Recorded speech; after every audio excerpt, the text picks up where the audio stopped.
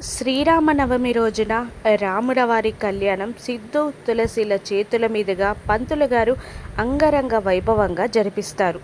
కన్నుల పండుగగా రాముల వారి కళ్యాణం కూడా జరుగుతుంది.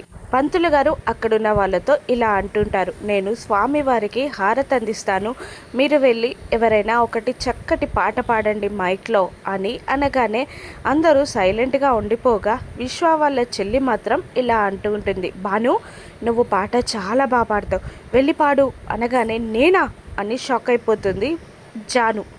నేనా అన్న మాట తులసి వెనకాల నుండి వినబడుతుంది. తులసికి జాను గొంతు గుర్తుపడుతుంది, ఆశ్చర్యపోతుంది, కానీ ఏమీ మాట్లాడదు.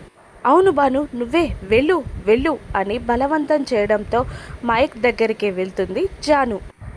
స్వామివారికి హారతి ఇవ్వగానే అందరూ కళ్ళకద్దుకొని కూర్చుంటారు. మైక్లో పాట స్టార్ట్ చేస్తుంది జాను.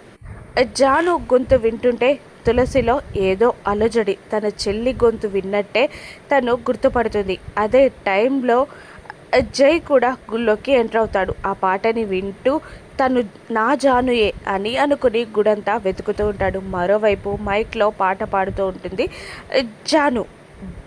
జాను జైకి దొరికిపోతుందా? రాను నెప్సెస్లో చూద్దాం. Thank you for watching.